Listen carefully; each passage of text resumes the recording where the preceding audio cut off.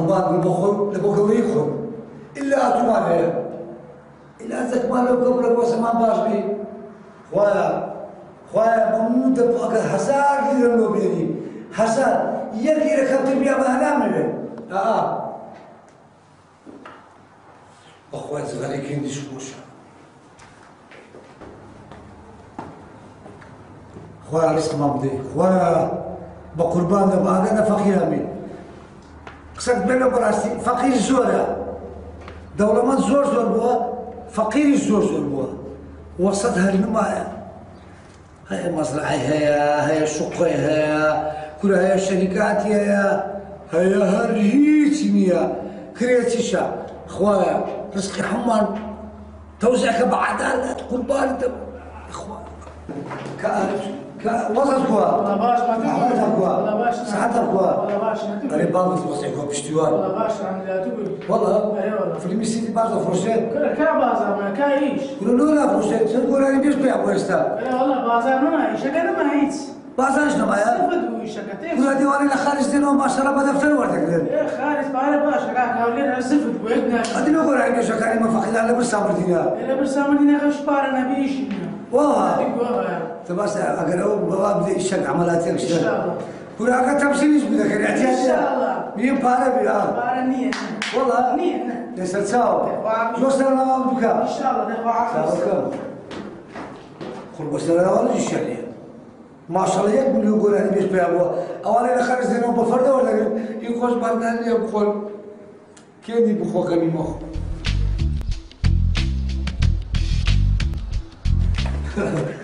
هو تعيناني عشان اوقات يقول بيجوا فنان قرب السريع خويا ابني خويا قربان دبا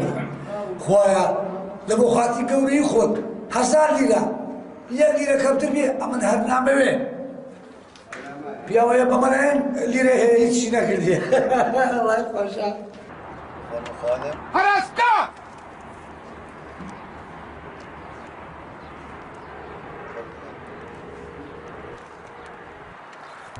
خانم امریکا آره ما روزا پیموتی بود سری که مدل پنجاه کرچی بود هر بود نینا ناردم لموس بومان بي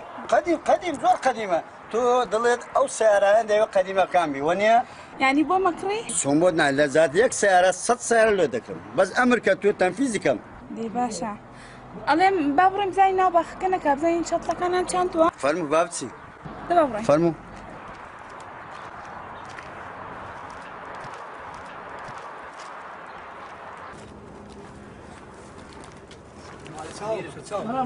بابتك وبشتوان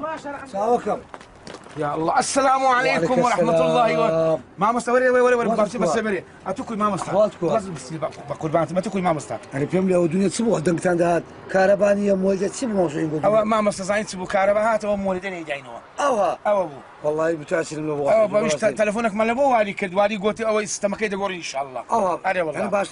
تدبي ان شاء الله تو تعين ابو ما من قال زورة لا والله ما مستعمل لا مشو تعيس تعين اي هو امنا تو دبي ندك هي تبكى ما مستعمل هذه باش تو عندك كاسبيت كنا جيشتي بياوي هيك نخرج مسرحيه برادو هي مصابي قوري هي خداي ما مستعمل على مدير عام او اولادي هولي بيتين يا بلاش على القران والله يا مسكين في دوستين تبكى ما مستعمل على كل امر وهذاك بلي وهذاك ما مستعمل 24 ساعه دعاء خويا بنيري يك دفتر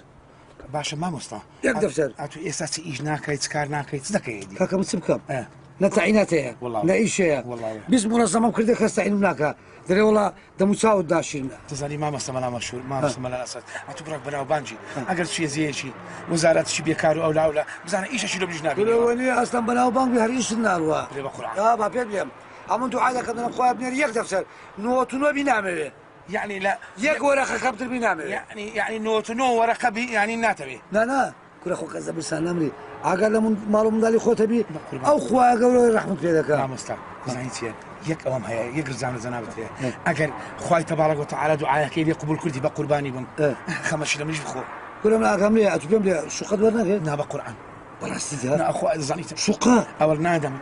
شقة شكان دعم كل العالم بربع مليون مصنعي ما مصدقي واسطي دي ايش واسطي دي بقربان اخوة كريم اخوة واسطي والله يخون شوية بين المغرب والعشاء يفعل الله ما يشاء لا كريمة مالها بقربان سكان كلها دست ما زكن دبر بخير عمل خاف يا غمري سايمني ان شاء الله بدري هوردك ما ذاك ابو خاطري قولي خذ خويا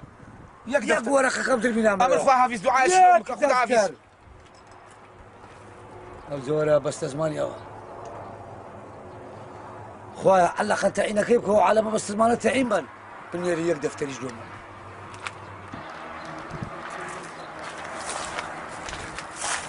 عبد الفتاح كوي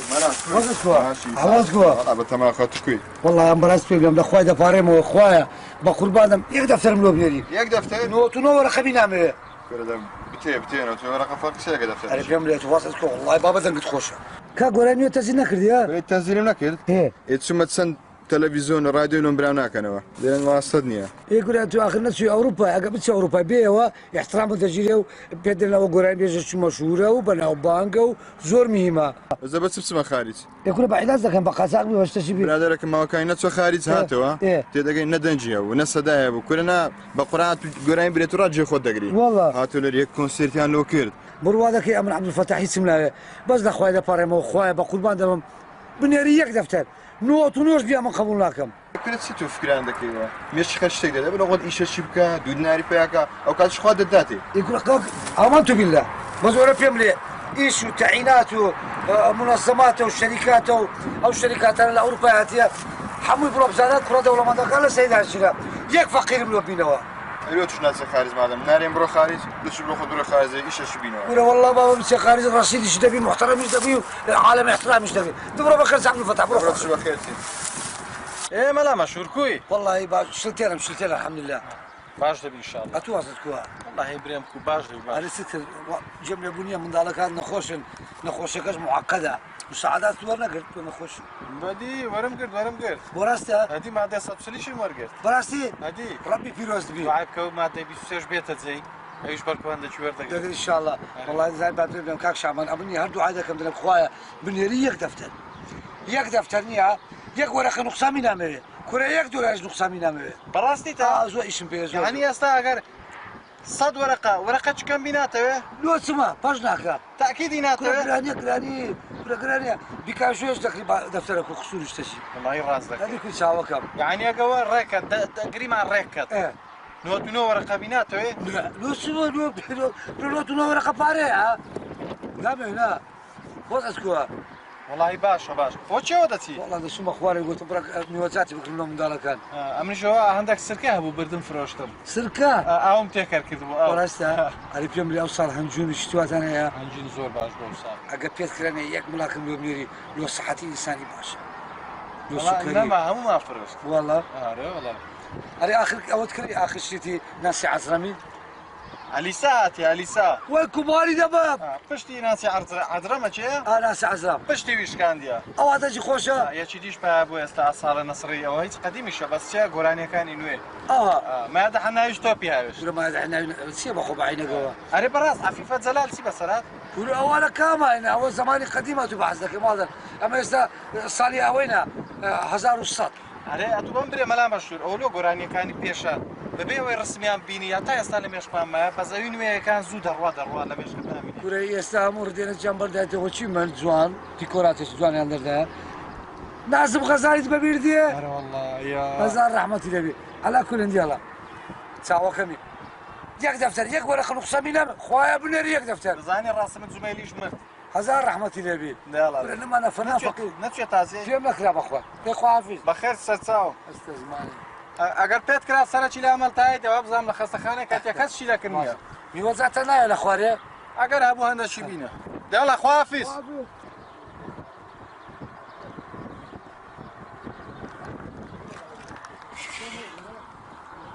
ئای مەلا مەشهور ئەتۆرە هەندە تەماعبی دوعاشت بە دوعای خەڵکی ناچیتن دەرێ 100 وەرەقە یەک قەلینە قوستان بینامەوێ خۆدی تیتت والله دەبی تاقیت کەمەوە بزانم ڕاست دەکایان درۆی دەکا دە باشە بچم پارەکەی عازر کە بم مراقەبەشی بکەم بزانم نۆتونەوەرە قەیلۆ دەنێرم بزانم وەردەگری ئەگەوەری گردێکسەر دەنەما کلااوچی ئەتو درۆی دەکەی ئەگەوەریشی نەکرد والله دیارە ڕاست گوۆیە دەبا بڕۆم جارێ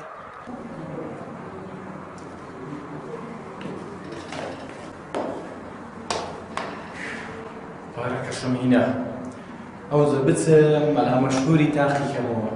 بزانم ڕاست دەکا یان درۆی دەکا کورە خۆ دوعاشی بە دوعای خەڵکی ناسی 100 وەرەقە نەبی نامەوێ دەبا بزانم بەڵکو ڕاستیش دەکاتن وە لەو 100 وەرەقە بە چێژ ناسی دەفتەرە بەس تاقی دەکەمەوە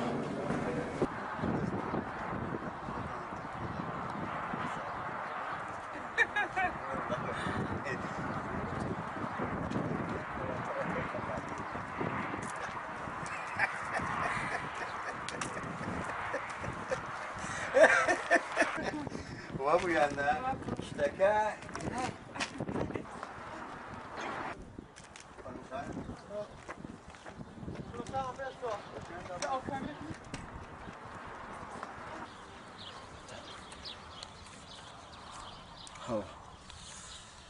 مەلا مەشهور ئەتو هەردوو عای دەکەی دەرێت دەفتەرێک خۆیان دەفتەرێکم لۆ بنێری بزانم شکری بە نۆتونۆی ڕازی دەبی وەڵاهی نۆتونۆی وەگریتن نییە دەبینیە لە ناو چاویشی بی دەبی ئەو پارەی هەلێ وەرگرمەوە ئەو دەرێت دەفتەرێک ئەمیش نۆتونۆم لۆدانایە بەڵکو ڕازیش دەبی کورە بەس خۆگە ڕازی بی لۆ من زەرەرە زەحمەت شە ڕازی بی کابرایەکی گەلێک تەماحە بالۆی لول دەم و لە بۆی شۆڕ کەمەوە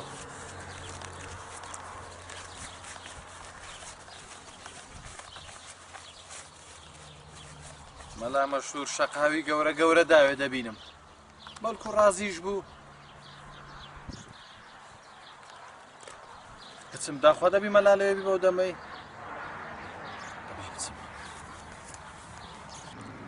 خۆیان بە قوربان دەبم لە بۆ بنێرە یەک دەفتەر یەک وەرەقە یەک دۆلە نوقسامی نامەوێ نامەوێ لۆ چمە پەشم ناکە مشکلێ من بە دەفتەرەشی حەل دەبی مەلا مەشهور چ دەبی دیسان دوعاەکەیە ئەگەر ئەو دەفتەرە بلۆ هات ئەوە هەموو ئەحلام و خەونم و مشکلام هەمووی حەل دەبی خوا کەریمە هەموو دنیای خۆتە دەفتەرەکەم لۆ بنێرە بە قوربان دەبم بەدەدا خەگوورم زا وەڵا کەسی لێدە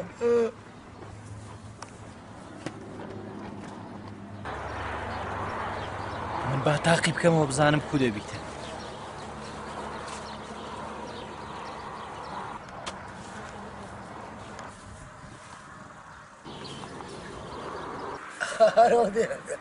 داخۆی چماڵە چێشم لێردەك بە شەڕاتی لەو ئەشای خۆیان فرێدایتە خوارێ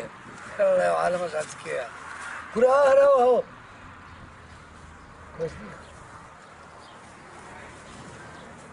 چێ؟ بۆ چیە؟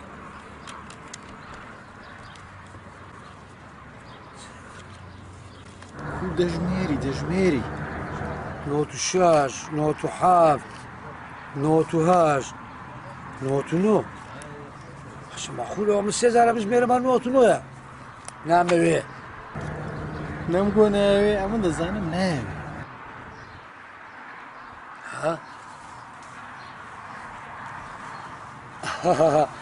هەموو شتێک حکمەتی خۆی تێدایە ئەکید وەرەقە چەند جێڕایەوە لە باو قماشەی تەواو 99 بەو قماشەش ئەوە کردی دەفتەرێک خوایە وە ڕەبی بە قوربادەم زۆر زەمان وتم کرۆ بردیەوە دەری خۆیان شکرم بەخۆرحان پارەکەم دەڕوە هەرزوو بچم لێ وەرە تەوا من گەشت مادافی خۆم زۆر مەمنون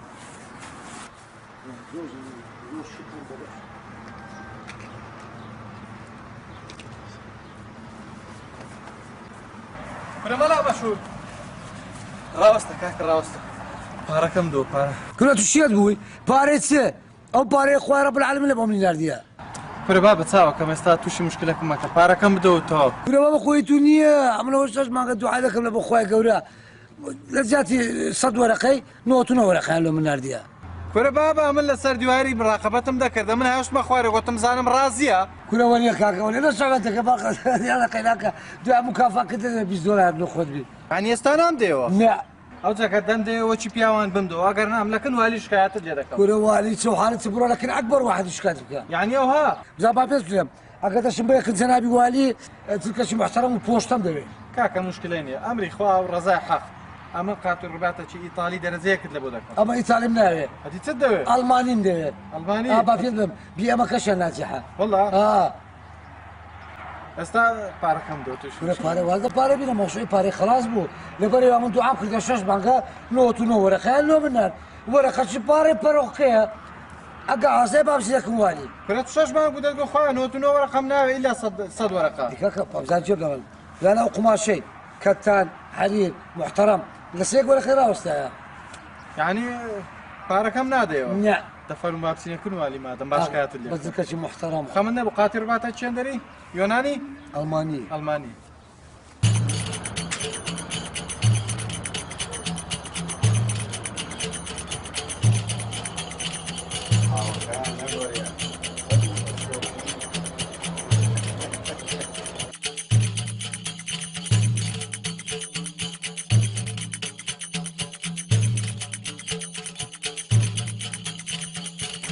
زان ئەوانەش دەبتەترێ ئەو پەسیرێ زۆر خۆشە خانم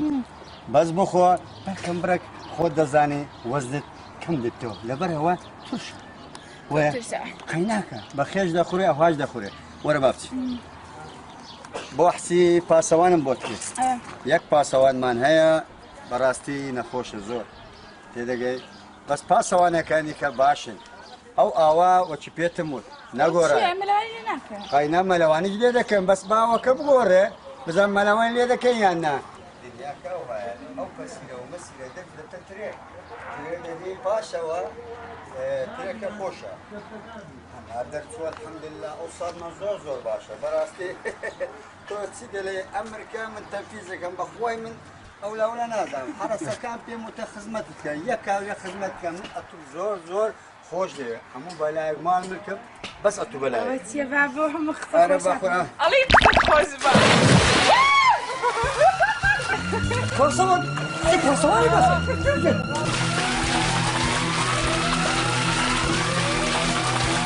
كراو زرابي والي اخي انت قاعد خذ يك دقيقة ها بكتب انا غلطتي باستان ارمتيبان برا واستاون دي زرابي والي ويا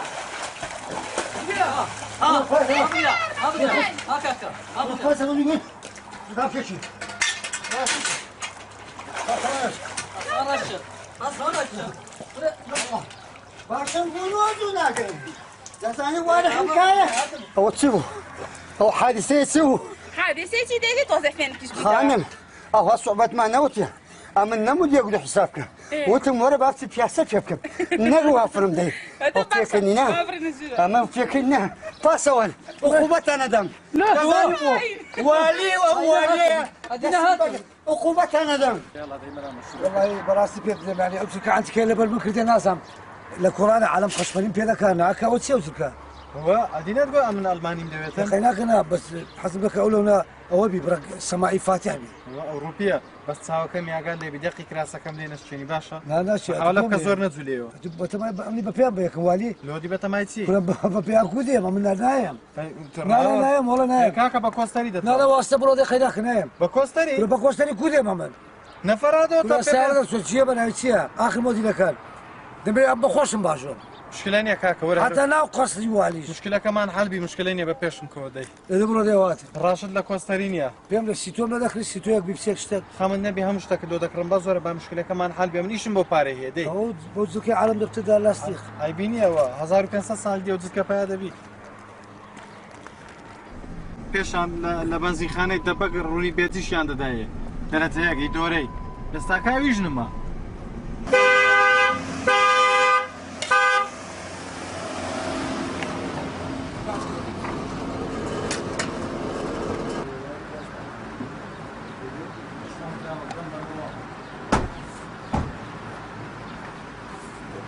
پێم لێ دەبی چەند وای لە ماڵێبی طبعا لە مارەیە گورە میوڕانە چێرێ لە بەهەموویان نووسینە ئێستا نه ئێستا لە سەتەلایتی تەماشا فیلمیەوەی دەکات چی پێدەرێن عادلەت هەمی أري معاش هاتيه؟ لا والله تبي راتب ماله زياد نكان؟ لا معاشك ما 200,000 زيادة ناقة والله وابزم أرزاق كش يا مريم أري ولوها مش واليات دوس كده واليات دوس الكوية چه دیسان تو را بوی بێتاقەتم مێشان دەبینی هاتە بەشاکە تەمەشاکە ئای مەلێ ئای بە قوربان مەلێ ئای بلێ ئای دەمرم مەلێ ئای دیتت خەریب بووی کوچێنی ئەرە وەڵڵا هەتێرە ماوە ئەو هان نەبووە بەڕاستی والی دەمرد سپاست دەکەم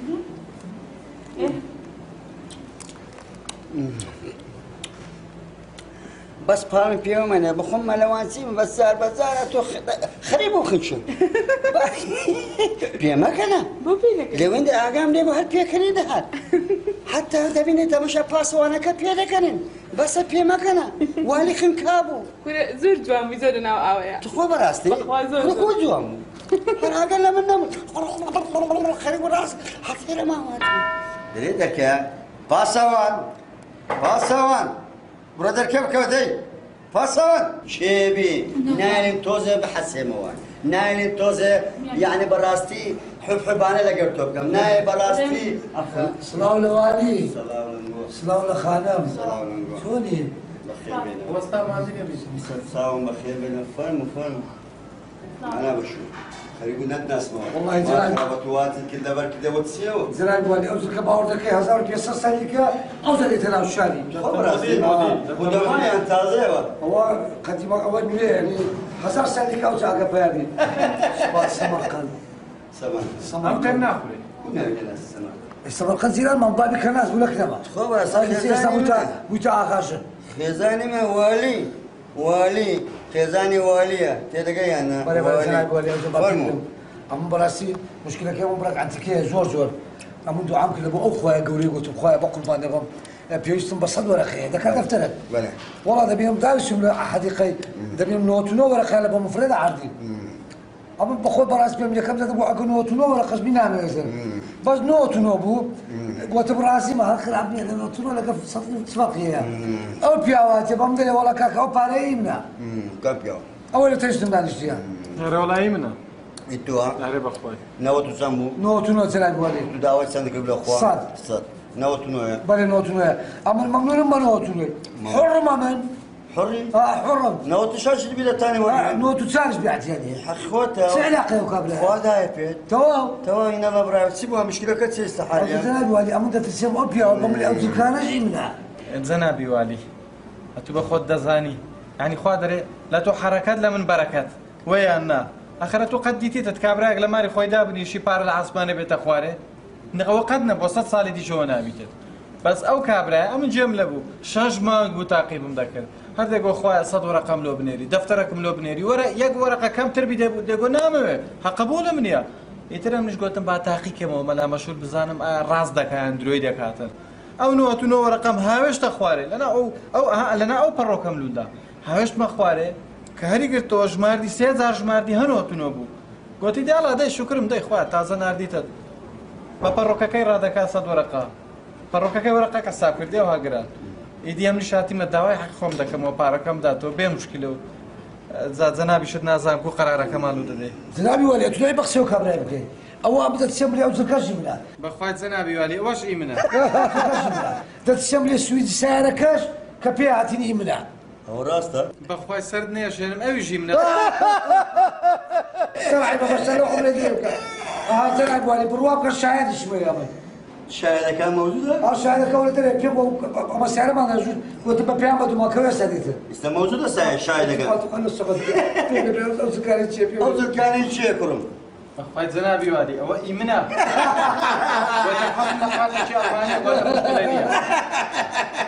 یعنی بختانی وها درۆی وها گەورەتانە عیبە کوڕم عیبە ئەو جەکەین خۆیتی کو دەرێن خۆمە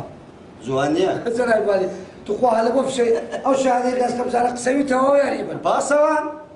بەڵێ قوربان ئەو شایەتە بابێتە ژێرێ شایەتەکە مەوجودە قوربان بابێت خۆ بابێت دێ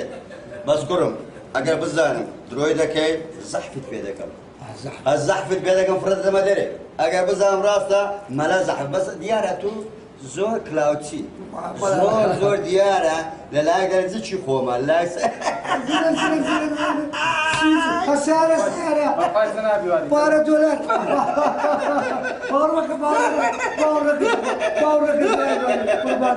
سنة بيوالي بسري خون بسري تو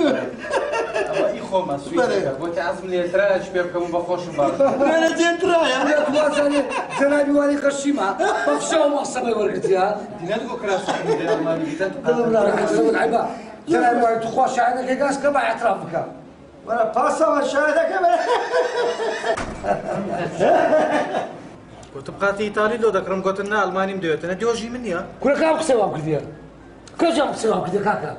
لو مختلف على ذاك كاكا هو سنة بيوالي بتحارش يوم الصبي ورقتها بالصلاة السادة قاتل هو زي بفشو تعرف الشريرة وانزا في سنة ولا ليش اشوف هذه كو تلقانا بالصلاة بس ريوش على فمه بخير بي بابا بخير بي خدا لي راسي بي جنابي والي هاتوا لي بويدو عايزة كيلو لو فايدة بارا ولو بارا صد ورقة لويس ليه بوي كاكا تلينا بتساوي كم شاهدي يا تو شاهدي انا دعمك اللي بخويا قولا بارا مليونات قصب كدي والله جنابي والي ابي راسي من اول يلا بخوم بوشي خم شلون يبو همون دار دعاء ذكر ديقو خويا لبو خاطري قوري خود لبو خاطري عظمتي خود يك دفتر منو باي خوالي كذا كاسد ورقه او خوالي تبارك وتعالى دعاءك لوي بتيه هنا فاريون عرض خوالي اما تسازر دعاء كذا خويا بقربان دبب يك دفتر بارا ملو روانكا نار دي تكاكا لو حسودك انا نقول زار سمع ترى ما زين ايوالي درويناكا بتساوي خوش تسجيتو وشو كاملين صد مختال مال بيكر زين ايوالي انت مشاكا بس بخاصنا قام يا اخويا ولا هيدا باغزنا غزتيا زنابي والي اخذت ساوكم انتو ها بايا تزاني دري ها شاهدي ريوي كل شيء اواش كل شيء بتمانى بدوال مع مسون دايدا بنن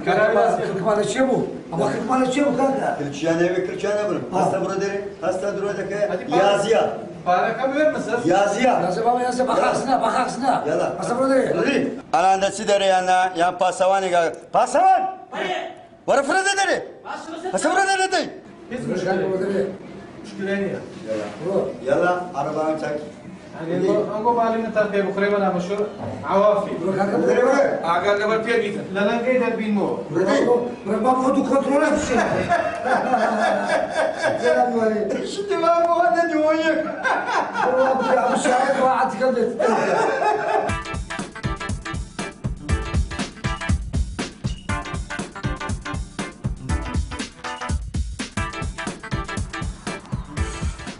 تورا خودی تیتت. تازه سارویل که پیجوانم تی خستیا لگت سار سیدی بشاشا بلاش و علاج ماری خوم لسدانا مشکلی من نبو کرد ما مشکلی خوم ملا مشهوری سختتیش گوتی نو تو نو رقم نه خواه تنها صد ورقم تسوانم دیویت والیش بکیفی حکمی ده ولا كاكا ولا براستي من لبوتو متاثر بهم براستا حسب الدروينيه بس هي يقصد في اليوم زاره كذي خذ ايش على ما قلت هنا كره زاره كذي امن هر كويشيو هذا كم زارت لي هذا تور او باركت يا سرعت في مامن او السويدي سالك ياخذ بوا بس تخوا بعض كان هديه بلا مؤمن شو موديل تزوعت كونيه مشكله نيه حلال دبيتن تباشا ديت زرايب والي كوبينا كاني عرب اخويا يلا اخويا خذ ايش على ما قلت لك كل واز عالمي بنواز